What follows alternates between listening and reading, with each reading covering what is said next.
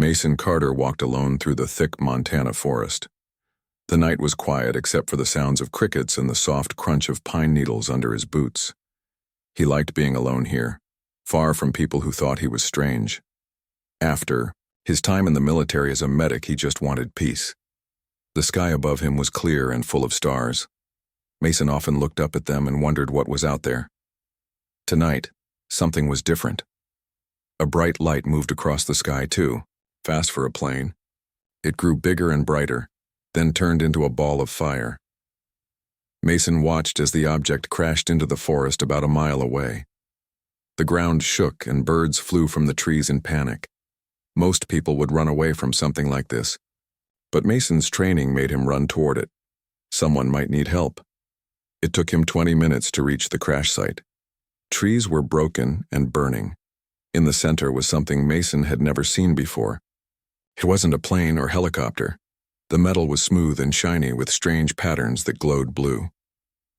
"This isn't from Earth," Mason whispered to himself. Part of the strange craft had broken open. Mason carefully walked closer, using his flashlight, to see inside. That's when he saw her. A girl lying still among broken pieces of the craft. But she wasn't human. Her skin was blue like the summer sky with small patterns that seemed to shine. Her hair wasn't really hair at all, but soft, feather-like things that moved slightly even though there was no wind. Mason stood frozen for a moment, not believing his eyes. Then he saw the blood.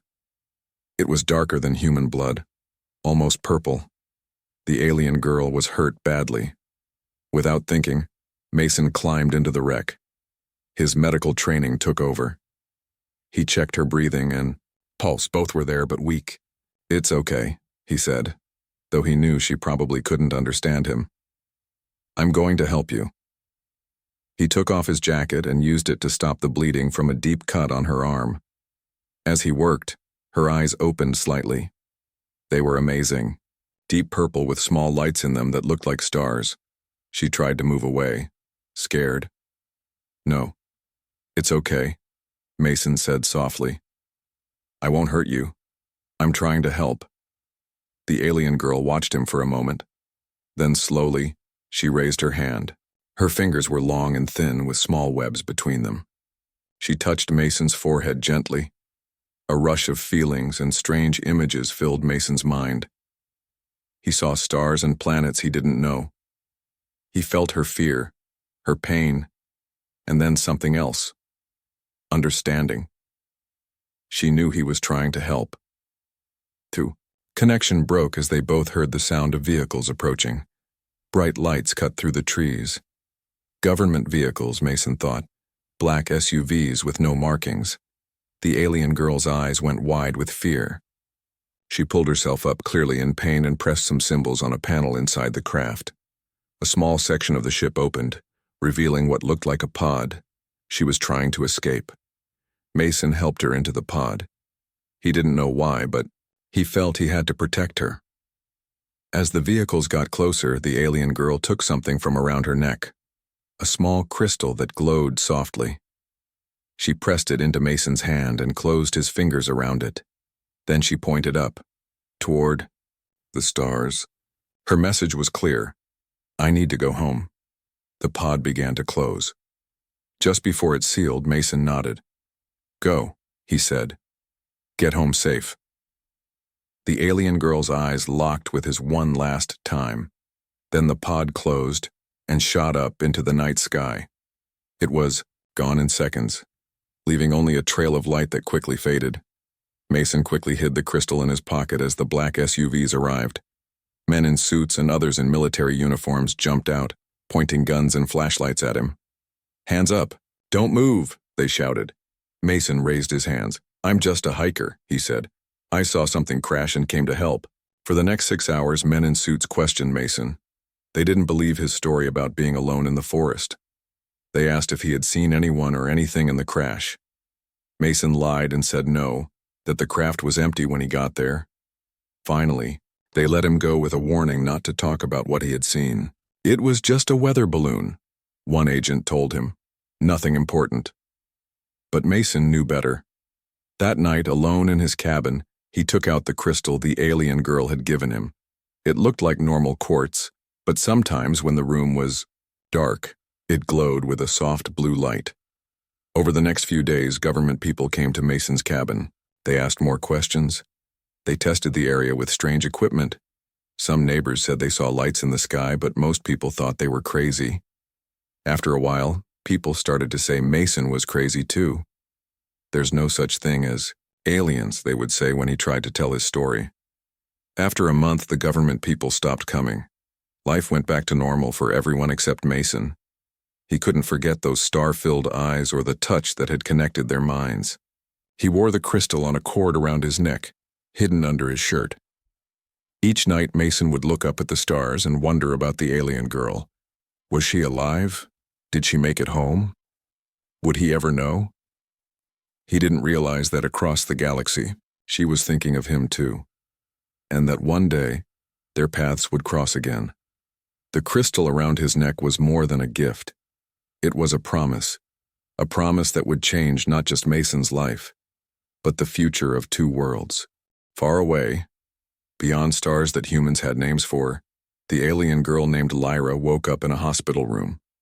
The walls were made of a material that changed colors with the light. The medical machines around her bed hummed softly. She was home, on the planet Asteria. "The princess is awake," a nurse called out.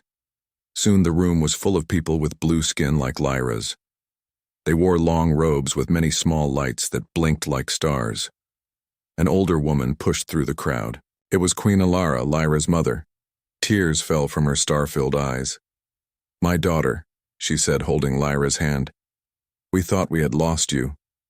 Lyra tried to sit up, but pain shot through her body.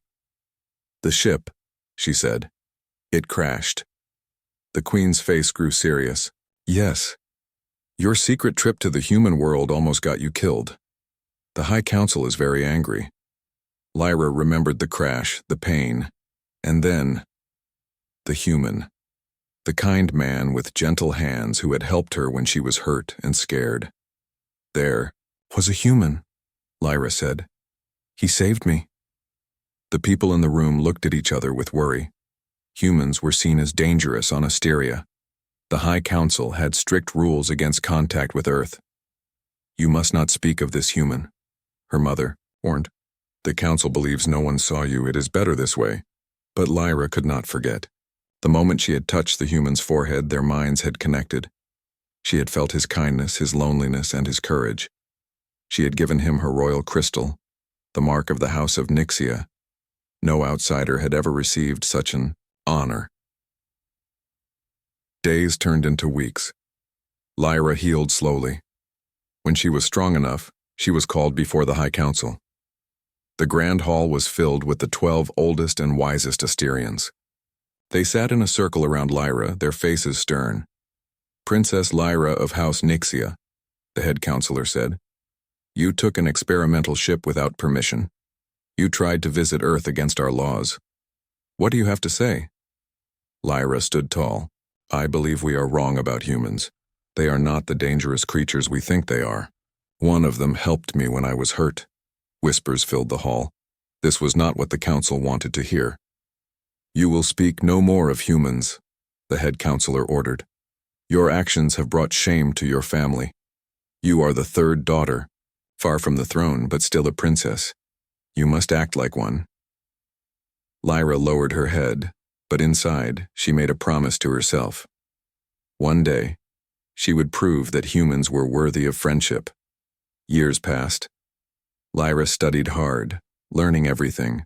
About running a kingdom, she secretly studied Earth too, learning human languages and customs from old data collected by Asterian observers. At night, she would think of the human who saved her and wonder if he still had her crystal. Then tragedy struck Asteria. A terrible disease spread through the royal family. Lyra's father, King Orion, died first. Then her older sisters became sick. Lyra and her mother were the only ones who didn't get the disease. No one knew why. When both of Lyra's sisters died, everything changed. Suddenly, Lyra was next in line for the throne. The quiet third daughter who once snuck away to Earth was now crown princess. The High Council was not happy. They thought Lyra was too soft, too interested in other worlds. But by law, she would be the next queen when her mother stepped down, or died. "You must forget these dreams about Earth," her mother told her one night. "The council watches you closely. They look for any reason to say you are not fit to rule." But Lyra could not forget. The brief mind connection with the human had changed her. She understood things about humans that no other Asterian did. And sometimes, late at night, she could feel something, a faint pull from far away, from the crystal she had given him. Then, a new danger came to Asteria. Strange ships appeared at the edge of their star system. They were not human ships. They belonged to the Voidborn, creatures made of both machine and living matter. They destroyed everything in their path, eating planets and stars for energy. The High Council argued about what to do. Some wanted to hide, others wanted to fight. Lyra saw a different path. "The Voidborn will not stop with our world," she told the council. "They will keep going until they reach Earth too. We need allies. We should warn the humans and work together." The head counselor laughed. "Humans? They would be useless against the Voidborn. They barely leave their own planet." "They are creative," Lyra argued. "They think differently than we do. That could help us." The council refused to listen, but Lyra had grown stronger and smarter over the years. She had supporters in the royal court. And when her mother became sick with the same disease that had killed her father and sisters, Lyra knew she had to act quickly. Queen Alara called Lyra to her bedside. Her skin had turned pale, almost white. The stars in her eyes were fading. "I fear I do not have much time," the queen said. "Soon you will rule Asteria. The council will fight you every step of the way." "I know, mother," Lyra said, holding the queen's cold hand. "Then know this too. I was wrong to tell you to forget the human. Your father and I, we once visited Earth in secret, long ago. That is why I did not punish you more harshly for going there." Lyra was shocked. "You and father went to Earth? Why didn't you tell me? The council forbade us from speaking of it. But we learned that humans have strength we do not. They adapt quickly. They think in ways we cannot. If the Voidborn come..." The queen coughed, her breath weak. "You were right, Lyra. We need the humans." 3 days later, Queen Alara died. Lyra became the new queen of Asteria. Her first act as ruler shocked everyone. She ordered a ship prepared for a journey to Earth. "The royal crystal I gave to a human 10 years ago," she told her loyal captain. "It still connects to me, I can feel it. I know where on Earth to find him." The High Council tried to stop her. "This is madness," they said. "You risk everything for a primitive species." But Lyra was queen now. She stood before them, no longer the frightened girl who had crashed on a strange planet, but a leader ready to forge a new path. 10 years ago, a human saved my life when he had no reason to help me. I believe humans and Asterians together can save both our worlds from the Voidborn.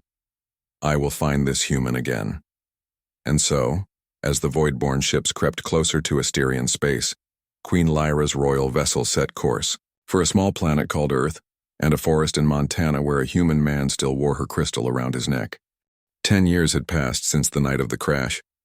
Mason Carter's life had changed, but not in ways anyone would envy. After the government men had left, rumors spread through the small Montana town.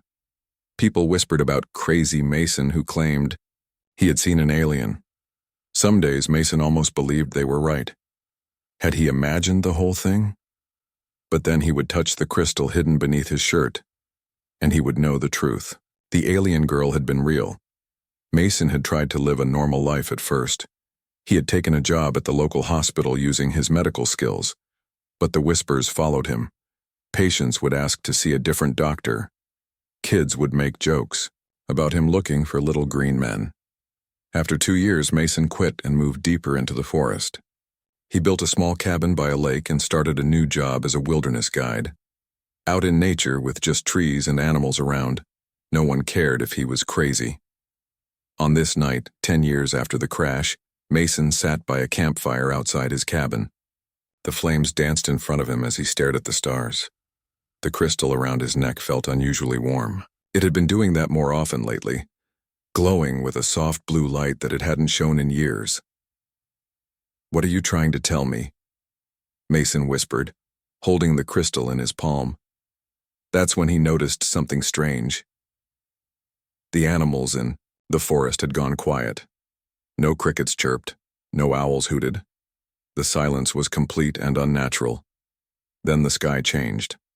High above, lights appeared, not random like stars, but in perfect geometric patterns. Squares, triangles, and circles of light moved across the night sky. Mason stood up, his heart racing. This was not a natural event.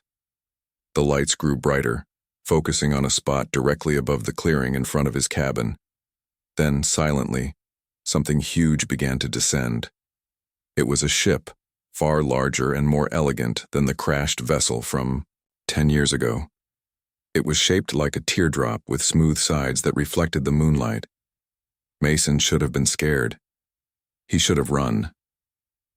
But something kept him rooted to the spot. The crystal around his neck was now glowing brightly, pulling gently toward the ship. The vessel came to rest just above the ground, hovering silently. For a long moment, nothing happened. Then a section of the hull slid open, revealing a doorway filled with soft blue light. Figures stepped out. 3 of them.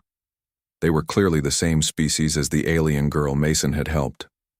Their blue skin and feathery hair were unmistakable. 2 of them were tall and muscular, wearing what looked like armor. They carried long staffs that hummed with energy. But it was the 3rd figure that made Mason's breath catch in his throat. Shorter than the guards, this alien wore elaborate armor that seemed to be made of light itself. A helmet covered the alien's face, but Mason somehow knew who it was. The figure walked forward, stopping about 10 feet from Mason. The guard stayed behind, watching carefully. With graceful hands, the figure reached up and removed the helmet. And there she was, the alien girl. Except she wasn't a girl anymore. She had grown into a woman of breathtaking beauty.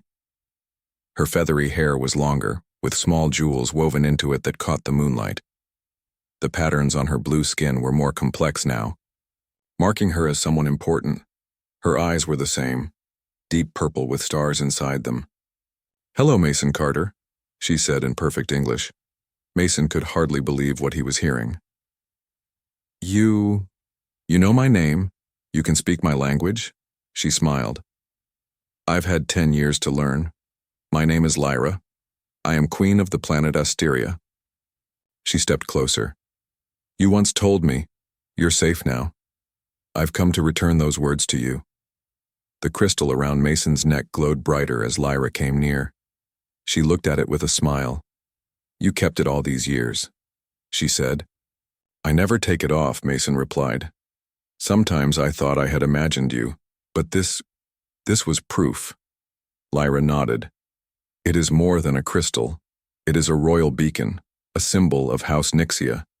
It marks you as someone under royal protection. I gave it to you in gratitude, but I did not know then what it would mean." Mason looked confused. "What does it mean?" "It means you and I are connected, Mason Carter. The crystal has bonded with you. It has been sending me your emotions, your essence for 10 years. In our culture, this makes you something very special. The first human Shartalan to an Asterian royal." The word was strange to Mason's ears. What is a Shartalan? There is no perfect translation in your language. Friend is too simple. Advisor is too formal. It is a bond of souls, a connection that transcends normal relationships. This was a lot for Mason to take in. Just minutes ago, he had been a lonely man sitting by a campfire. Now he was standing in front of an alien queen who said they shared a soul bond. "Why have you come back now?" he asked. "After 10 years. Lyra's face grew serious. "Because both our worlds are in danger, Mason. An enemy approaches. The Voidborn. They consume planets, strip them of life and resources. They have already destroyed 3 systems near Asteria. Earth is in their path. And you came to warn us? To warn me?" "I came because Asteria needs allies, and I believe humans can help us fight." But mostly, she took another step closer. The crystal between them pulsed with blue light. I came, because I never forgot the human who showed me kindness when he had every reason to fear me. The guards behind Lyra shifted nervously. One said something in a musical language. Lyra replied sharply, making the guard bow his head. My council does not fully support this mission, she explained to Mason. Many believe humans are too primitive to help against the Voidborn. I need to show them they're wrong. Mason looked up at the elegant ship, then back to the alien queen who stood before him. I'm just one man, he said. I'm not even an important man. Most people in town think I'm crazy. Lyra smiled again. The crystal chose you, Mason Carter. It does not make mistakes. She held out her hand. I am asking you to come with me, to Asteria, to be Earth's first emissary to my world, to help me convince my people that our species can work together. Mason looked at her outstretched hand, blue with long fingers and small webs between them, so alien, yet somehow familiar. He thought about his life here, lonely, mocked, always an outsider. If I go with you, he said slowly, can I come back? Of course. The journey takes only days with our technology, but we don't have much time. The Voidborn moved quickly. Mason took one last look at his cabin, at the simple life he had built, for himself. Then he looked up at the stars where he had always felt a strange longing since the night of the crash. The crystal around his neck pulsed warmly, as if encouraging him. Without another word, Mason reached out and took Lyra's hand. Her skin was cool and smooth against his. I'll come with you, he said. Lyra smiled, relief clear on her face. Thank you, Mason Carter. Perhaps together, we can save both our worlds. As they walked toward the ship, Mason felt something he hadn't felt in years, hope. Whatever waited for him among the stars, at least he wouldn't be alone anymore. And maybe, just maybe, this time people would believe his story about aliens. Behind them, the campfire died out, leaving only the glow of the stars and the shining hull of the Asterian ship to light the forest clearing. As Mason stepped onto the ramp leaving Earth behind, the crystal around his neck glowed brighter than ever before. His journey into the stars had finally begun. Mason had seen many amazing things in his life, but nothing compared to being inside an alien spaceship. The walls seemed alive, changing color with the mood of the people inside. There were no buttons or switches, just panels that responded to touch, and sometimes even to thought. This is incredible, Mason said as Lyra showed him around. How does your ship move through space so fast? We bend space, Lyra explained simply. Instead of traveling through space, we fold it like paper and move from one fold to another. Mason didn't really understand, but he nodded anyway. Everything about Asterian technology was beyond what humans had created. Their ship could travel between stars in days instead of lifetimes. Lyra had given Mason a small device to wear behind his ear. It helped him understand the Asterian language, though Lyra spoke English perfectly. How long before we reach Asteria? Mason asked. 3 Earth days, Lyra replied. I have quarters prepared for you. You should rest. But rest was the last thing on Mason's mind. He had a million questions. About Asteria, about the Voidborn, about how Lyra had become queen. As they talked, Mason noticed how the other Asterians treated Lyra. They bowed deeply when she passed. They never spoke unless spoken to first. They're afraid of you, Mason said. Lyra looked surprised. No, they respect me. I am their queen. It's more than respect. They fear you. Lyra was quiet for a moment. Perhaps they do. On Asteria, rulers have absolute power. It has always been this way. Mason was about to reply when alarms suddenly blared throughout the ship. The walls turned red.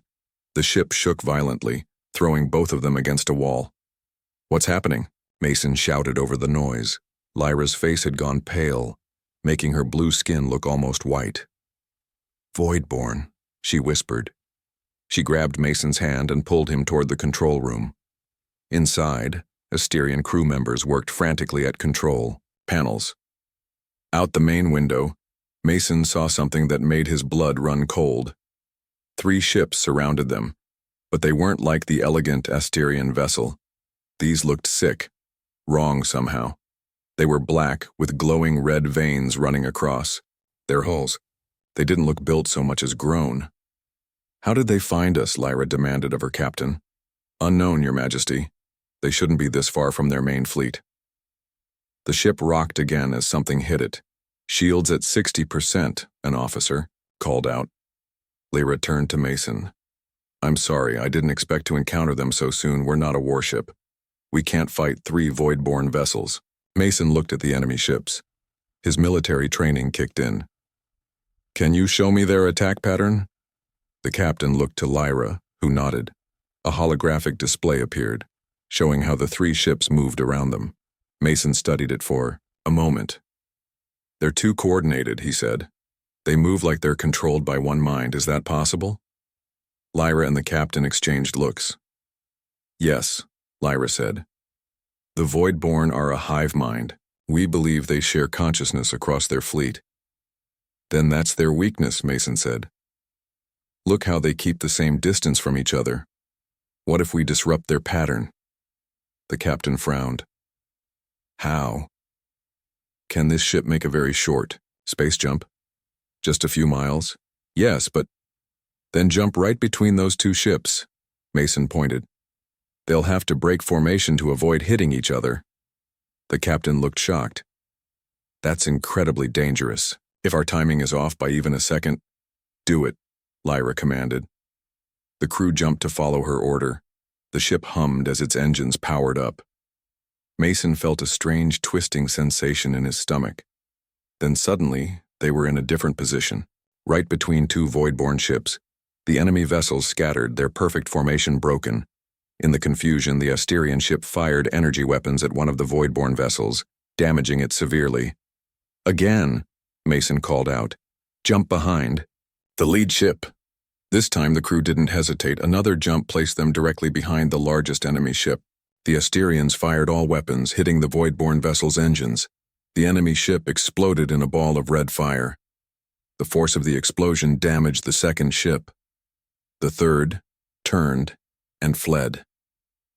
The control room was silent for a moment. Then, cheers broke out among the crew. Lyra looked at Mason with new respect in her eyes. "How did you know that would work?" she asked. Mason shrugged. "In the military, we studied enemy patterns. The most dangerous enemies aren't always the strongest. They're the most predictable." The captain approached and bowed to Mason. "The humans' strategy saved us," he admitted to Lyra. Lyra nodded. "Yes, it did." She turned to Mason. "This is why I believe humans can help us fight the Voidborn. You think differently than we do." Before Mason could reply, a loud explosion rocked the ship. Warning lights flashed everywhere. "Engine core damaged," an officer shouted. "We're losing." "Power!" "The second Voidborn ship," the captain explained. "It was more damaged than we thought. It self-destructed near our engine section." Lyra turned to Mason. "We need to reach the engine room. Can you help?" Mason nodded. He followed Lyra through corridors now filled with smoke. Emergency lights cast an eerie blue glow on everything. They reached the engine room to find chaos. Part of the ceiling had collapsed. Strange blue liquid leaked from pipes. 3 crew members lay injured on the floor. Mason's medical training took over. He rushed to the injured Asterians while Lyra and her engineers tried to fix the damaged engine. "I need bandages. Something to stop the bleeding," Mason called out. An engineer handed him a small device. "Wave it over the wounds," he explained. Mason did as instructed. The device emitted a soft light that sealed the wounds instantly. The injured Asterians looked at Mason with surprise and gratitude. Meanwhile, Lyra worked frantically with her team. Mason could tell from their faces that things were bad. "The full drive is completely destroyed," the chief engineer told Lyra. "We can't jump to Asteria." "What about normal space travel?" Lyra asked. "Possible, but it would take months to reach home." "Months we don't have," Lyra said grimly. The Voidborn will find us again. Mason joined them. What if we repair just enough to make one more jump? Not all the way to Asteria, but to the nearest safe place? The engineers looked at each other. It might be possible, one said, but we'd need to reroute power from other systems. Life support would be affected. For how long? Lyra asked. Maybe 30 minutes without heat. It would get very cold, but we wouldn't die. Lyra made her decision. Do it. For the next hour, Mason worked alongside the Asterians. His military medical training had taught him basic engineering, enough to follow instructions and help where needed. The work was hard, and the engine room grew colder as they rerouted power from life support. Mason's breath came out in white clouds. His fingers grew numb with cold. But he kept working, passing tools to engineers, holding parts in place while they were secured. Finally, the chief engineer announced, "It's done. We have enough power for one short jump." Lyra, her blue skin now covered in engine grease, looked exhausted but relieved. "Where can we go?" The engineer checked a star map. "There's a small Asterian outpost on a moon in the Proxima system. We can make it there." "Set course," Lyra ordered. As they prepared to leave the engine room, Lyra pulled Mason aside. "You didn't have to help," she said. "This isn't your fight." Mason looked at her. Despite being an alien queen, right now she just looked like someone who was tired and worried about her people. "If the Voidborn are headed toward Earth too, then this is my fight," he said. "Besides, we're connected, remember? Your crystal made sure of that." Lyra smiled. For a moment, she wasn't a queen, but the scared girl he had helped 10 years ago. "Thank you, Mason Carter. I was right about humans. My council will have to see that now." The ship jumped one last time, folding space with its damaged engines. It wasn't a smooth jump. The whole ship shuddered and creaked. For a terrifying moment, Mason thought they might be torn apart. Then suddenly, they were there, orbiting a small, rocky moon. Ahead of them, Mason saw buildings on the moon's surface and several small ships docked at a station. "We made it," Lyra said with relief. "The outpost can repair our ship and send word to Asteria that we're safe." As they docked at the station, Mason looked out at the alien moon and the strange star that lit it. He was farther from Earth than any human had ever been, and soon he would go even farther, to Asteria, Lyra's homeworld. The crystal around his neck glowed softly. Whatever waited for him there, Mason knew his life would never be the same again. He was Earth's first emissary to the stars, all because he had once helped an injured alien girl in a forest. After 2 weeks at the moon outpost, the Asterian ship was finally repaired. During that time, Mason learned more about Asterian culture from Lyra and her crew. He was fascinated by how different they were from humans, yet how similar in other ways. "Your people value order above all else," Mason observed one day. Lyra nodded. "We have lived by the same laws for 10,000 years. Change comes very slowly to Asteria." "Maybe that's why the Voidborn are winning," Mason suggested. "They adapt quickly. Your people don't." Lyra didn't like hearing this, but she knew Mason was right. "That's why I sought you out," she admitted. "Humans adapt faster than any species we've encountered." When the ship was ready, they continued their journey to Asteria. As they approached Lyra's homeworld, Mason stood at the main window, his breath taken away by the sight. Asteria wasn't a planet like Earth.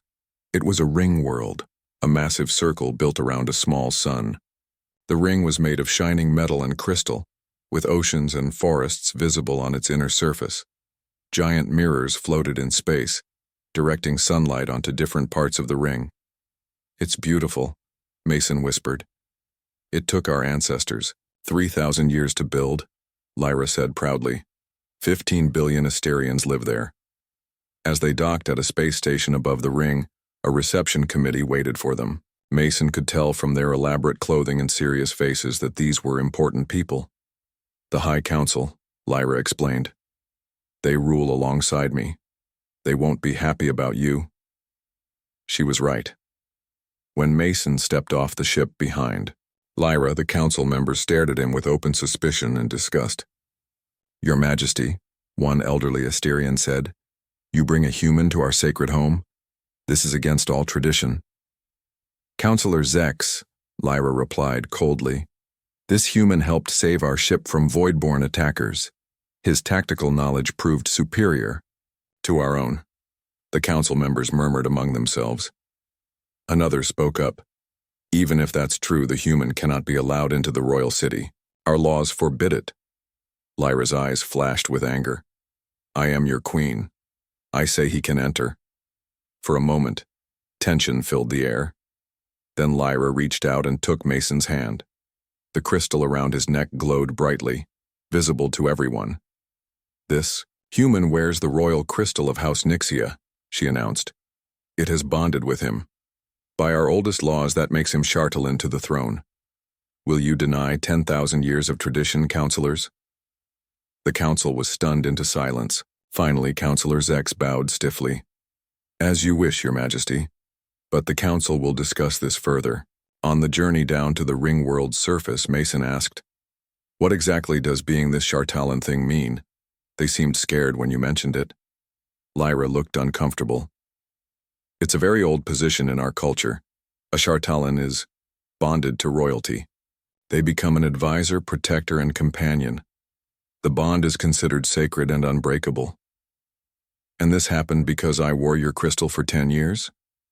Yes. I didn't know it would happen when I gave it to you. The crystal chose you, Mason. It's very rare for it to bond with someone not of our species.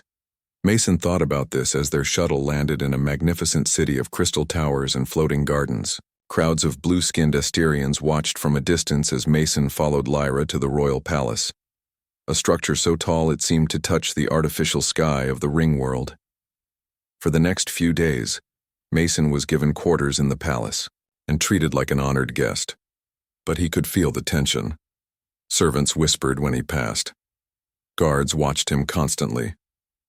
Lyra was often busy with royal duties, but she made time each day to speak with Mason. She showed him maps of Voidborn, movements, explained Asterian defenses, and listened to his ideas. The Voidborn have destroyed 3 star systems near us, she explained. Their main fleet is less than a month from reaching Asterian space. And after Asteria, they'll head toward Earth? Mason asked. Yes. They follow energy patterns. Earth's sun will attract them eventually. During one such meeting, alarms suddenly sounded throughout the palace. Guards rushed in. Your Majesty, one said, Voidborn scouts have been detected in our outer system. Lyra's face showed fear for the first time since Mason had reunited with her. They're ahead of schedule. Summon the War Council immediately. Mason followed Lyra to a large chamber where military leaders and council members gathered around a holographic display showing Asterian space. Red dots marked Voidborn ships approaching. Our fleet is not yet fully assembled, an admiral reported. We need more time. We don't have time, Counselor Zex said grimly. We must evacuate the royal family and key citizens to our secret colony worlds. Run and hide? Mason couldn't help speaking up. That's your plan? All eyes turned to him. Counselor Zex glared. This is not your concern, human. It is his concern, Lyra said sharply. The Voidborn will reach Earth too. Mason, what would you suggest? Mason stepped forward to look at the holographic display. Your ships are stronger than Voidborn ships, right? But there are more of them? The Admiral nodded. Their strength is in numbers and coordination. They attack as one mind. Mason thought for a moment.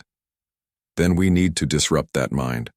When we fought them before, they became confused when their formation broke.